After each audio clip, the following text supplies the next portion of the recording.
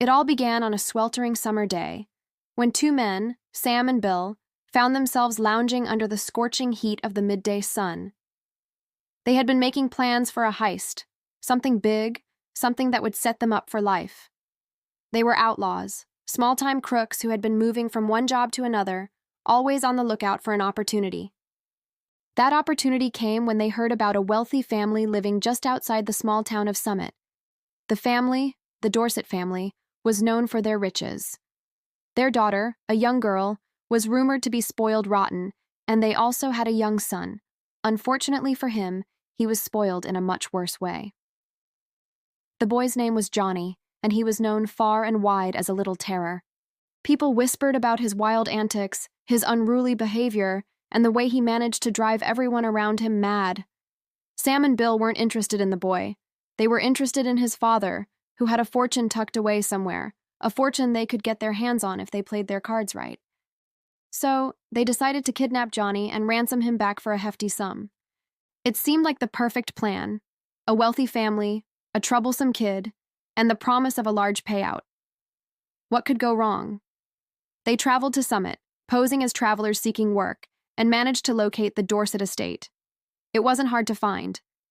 The house stood out like a jewel in the middle of the dry, arid land, surrounded by high fences and manicured lawns.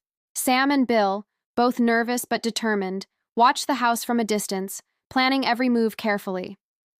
The idea was simple. They would grab Johnny, lock him up somewhere remote, and send a note demanding the ransom. The family would pay, and Sam and Bill would be off, never to return. By dusk, they had their chance. The Dorsets were hosting a small party, and the boy was out playing with some local kids.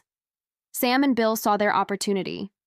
They ambled over to where Johnny was playing near a grove of trees, keeping a low profile. When they reached him, they moved quickly. Bill grabbed Johnny by the arms, and Sam pulled a cloth over his mouth to silence his screams.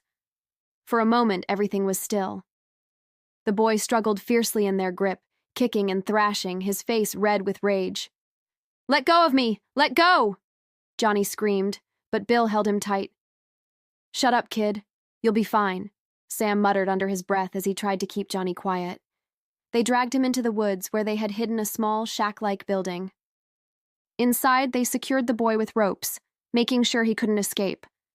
They then sat down at a nearby table, writing the ransom note with the sort of precision they had seen in movies. The note was simple and to the point. "Dear Mr. and Mrs. Dorset, we have your son, Johnny.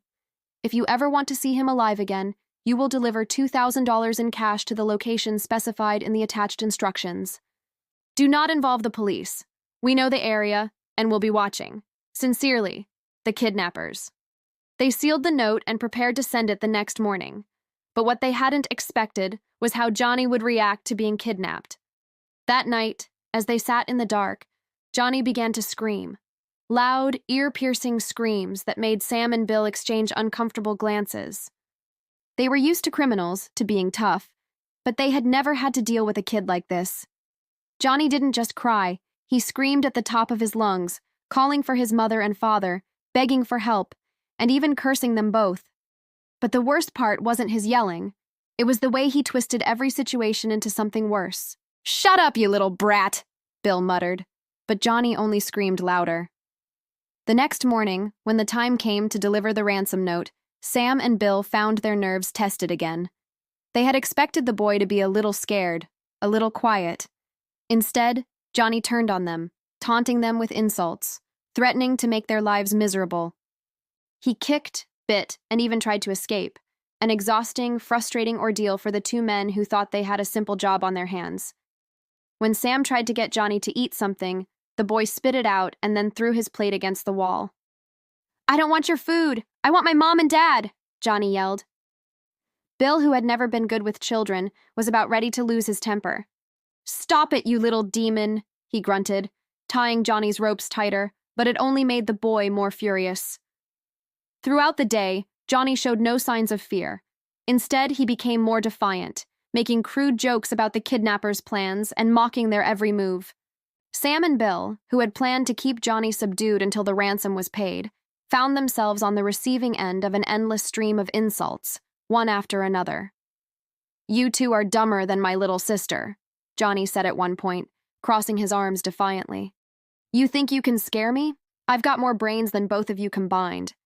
The day dragged on with Johnny acting like a spoiled, misbehaving brat, and the kidnappers began to question their plan.